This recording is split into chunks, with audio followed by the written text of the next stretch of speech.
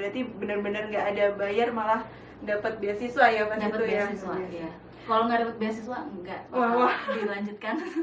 Ya, Pas gitu. itu wawancaranya pakai bahasa Inggris langsung. Bahasa Inggris langsung, full bahasa Inggris. Jadi yang mau wawancara juga dari Washington langsung dari ya? Washington, emang beneran native di dari Amerika. Terus beliau memang profesor di WashU juga.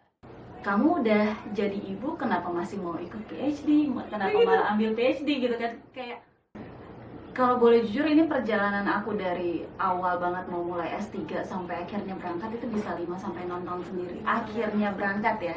Mungkin kalau yang teman-teman dekatku tahu ceritanya gimana pindah dari beasiswa LPDP, oke. Terus habis itu cobain dapat beasiswa dari Belanda juga, terus akhirnya lepas juga. Terus beasiswa Fulbright juga dapat, akhirnya lepas juga, dan akhirnya Berjodoh dengan yang sekarang. itu perjalanannya panjang, jadi kayak Masih jadi dua Miss Erin got my Your teacher? teacher. Her name is Miss Erin got a board like that. like the purple one or the green one. Oh, batunya sama.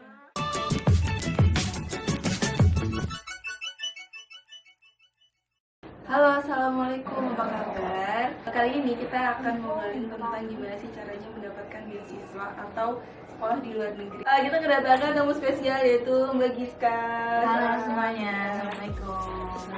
Sesuai dengan judulnya ya, nanti kita di sini akan mencoba untuk tahu pengalamannya Mbak Giska selama kuliah di sini, perjuangannya masuk sini tuh gimana. Jadi biar teman-teman itu tahu dan kebayang gimana sih rasanya kuliah di luar negeri, khususnya di Amerika. Jadi karena kan luar biasa banget ini, aku kesempatan spesial loh, kedatangan tamu spesial juga loh, bisa mewawancarai mahasiswa PhD ya Mbak ya sekarang. Insya Allah.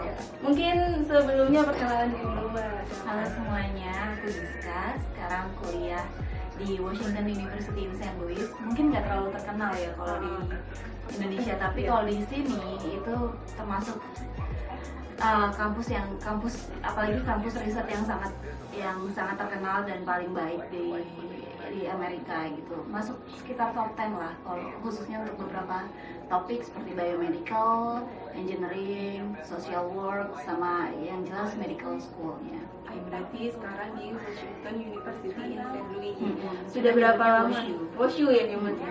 Sudah berapa lama? Sekarang tahun ketiga. Tahun ketiga. Jadi aku mulai dari Agustus 2019. Ini kan kadang teman-teman tuh penasaran, Mbak tuh jurusannya apa sih dulu waktu S1, terus SMA-nya tuh di mana tuh bisa masuk, terus bisa melanjutkan sampai sekitar. SMA-nya di pinggiran Jakarta, SMA Negeri 1 Depok. Oke ya. Angkatannya nggak usah disebutin lah ya. Oh, nggak disebutin, nanti bisa kalian mendm aja. Cari Lagi olahraga kali di bawah, itu kan di interupsi sudah. Ada anak lincah. anak lincah Terus aku lanjut di teknik metalurgi dan material UI. di teknik metalurgi dan material di UI. Tahunnya nanti ya bisa di DM sendiri atau ditanyakan sendiri. Itu masuknya dulu jalur apa sih Mbak? Tulis kah atau undangan sekarang? Dulu aku jalur tes tulis sih. Dulu di saat itu ada yang namanya jalur UMB atau ujian masuk bersama. Waktu itu ada 5 universitas yang kerjasama untuk ngadain ujian masuk bersama itu, sebelum ada yang sekarang namanya SBMPTN. Jadi dulu masuknya dengan jalur tulis gitu. Tes tulis. Terus pas itu kan lulus S1 nih, terus dia melanjutkan S2 sampai PhD itu gimana?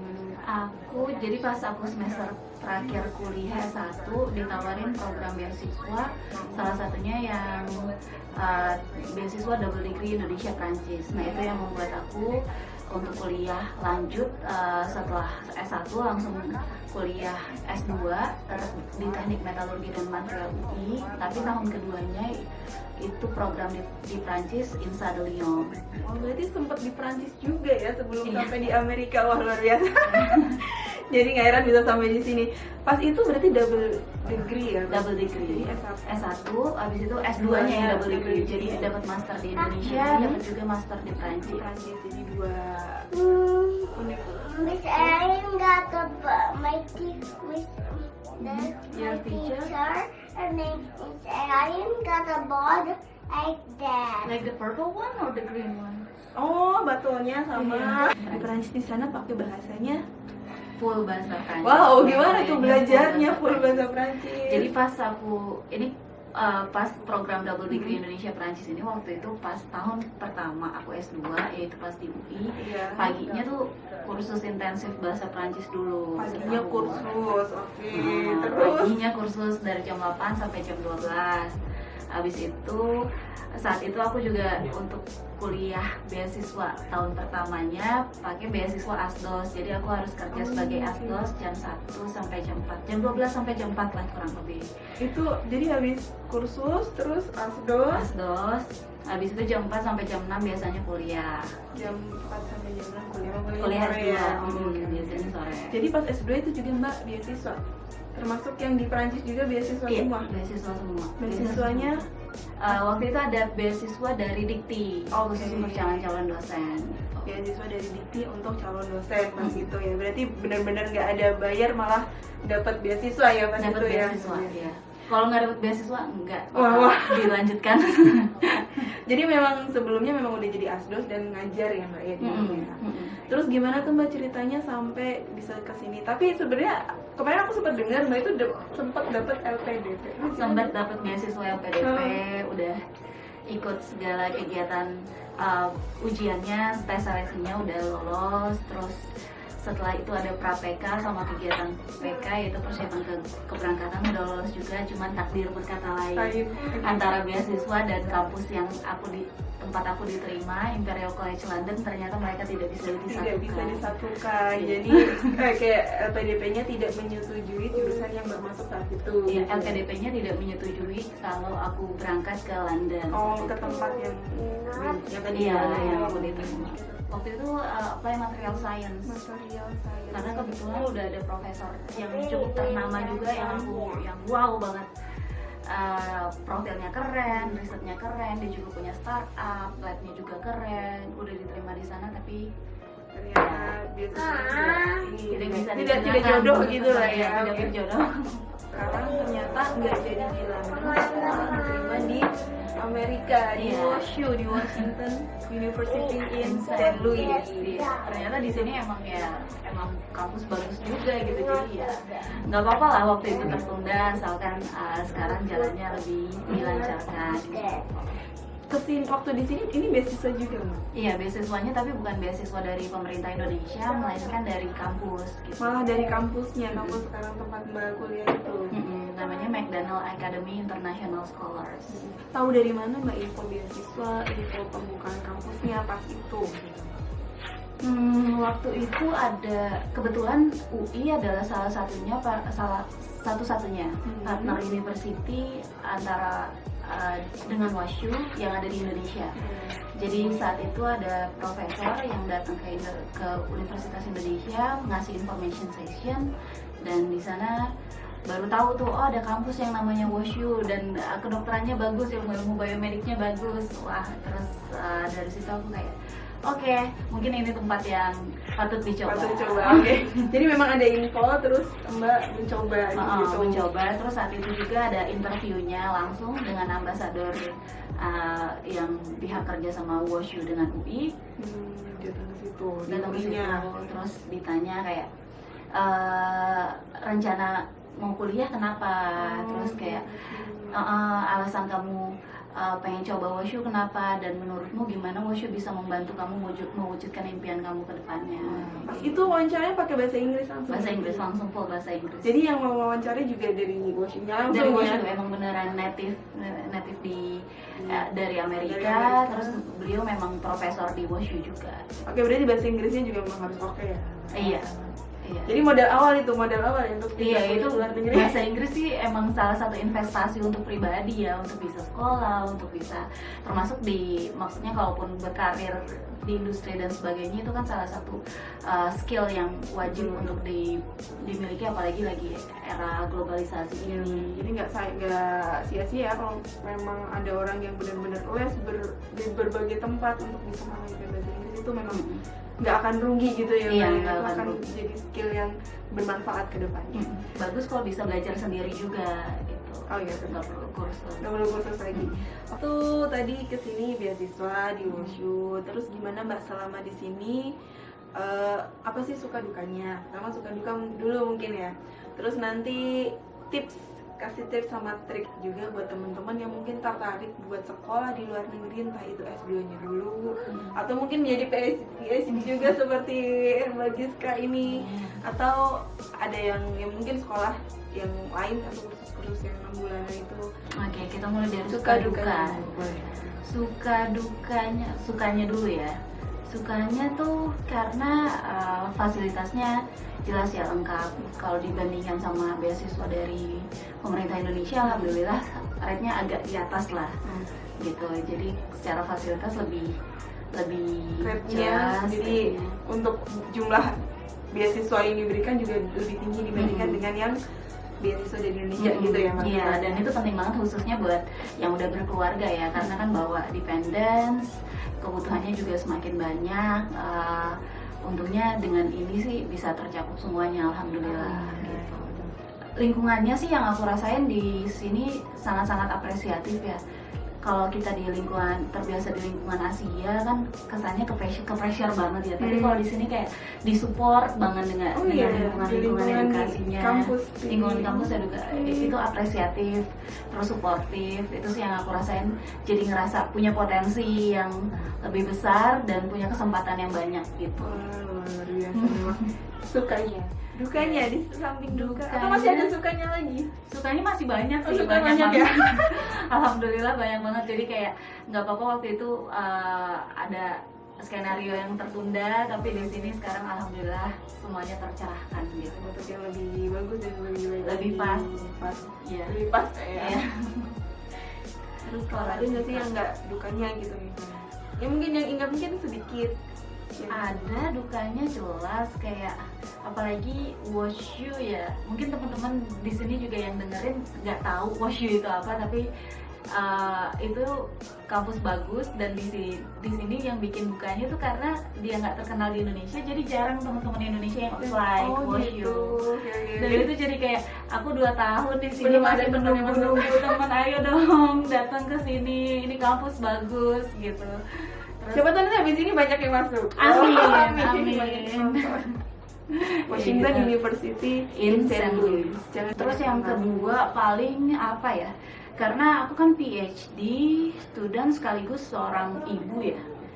Jadi kadang banyak hal-hal yang mungkin antara akunya juga insecure sama pandangan orang, atau pandangan orang juga ke aku jadi kayak takut mengganggu. Tapi kayak pernah waktu itu aku ada kegiatan sosial, kegiatan kayak event party gitu. Terus ada satu orang yang nanya dari research center, kamu udah jadi ibu kenapa masih mau ikut PhD, kenapa malah ambil PhD gitu kan. Kayak maksudnya apa ya, apakah itu yang berarti kayak apakah kita sebagai wanita harus memilih antara PhD dan menjadi seorang ibu? Itu kan kayak kenapa kamu meragukan ini gitu.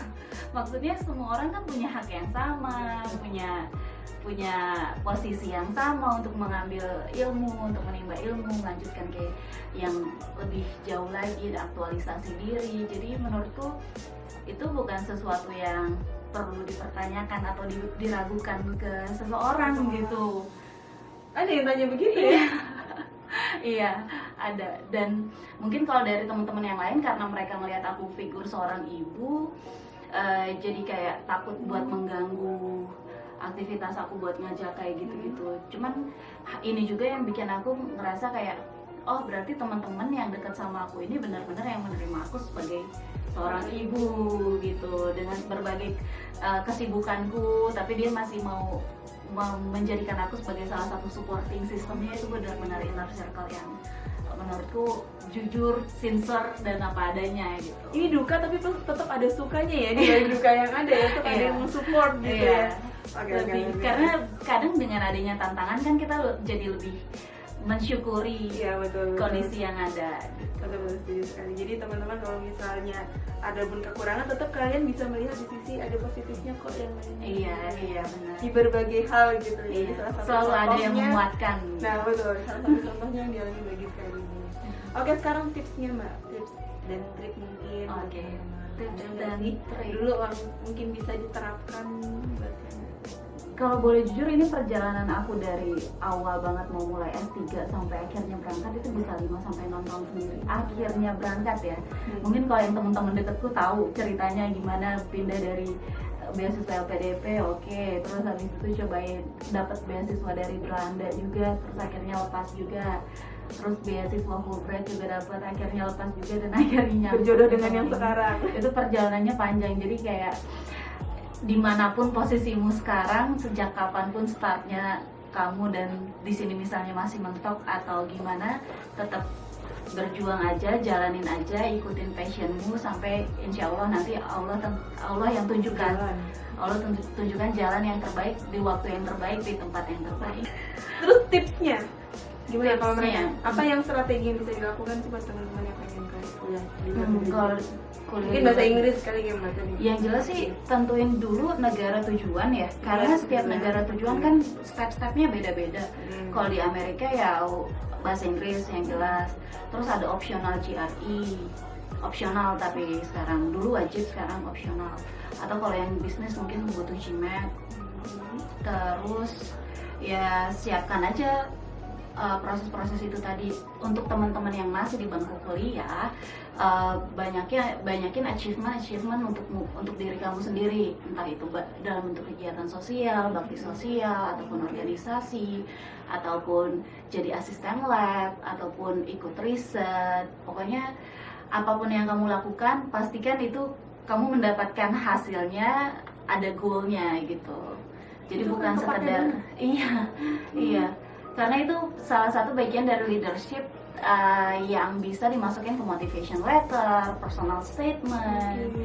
Dan kampus-kampus di Amerika sini khususnya mereka melihat kamu bukan hanya dari akademik, tapi kamu secara keseluruhan gitu. Dari paket kamu ada akademisnya gini, organisasinya gini, leadershipnya gini, terus ada visi kayak gini gitu. Oke, berarti itu tetap dari kegiatan-kegiatan yang dilakukan selama kuliah itu juga tetap ada manfaatnya ya buat Iya. kita nantinya ya, termasuk nanti pas mau apply beasiswa ataupun kuliah di luar negeri. Iya. Iya.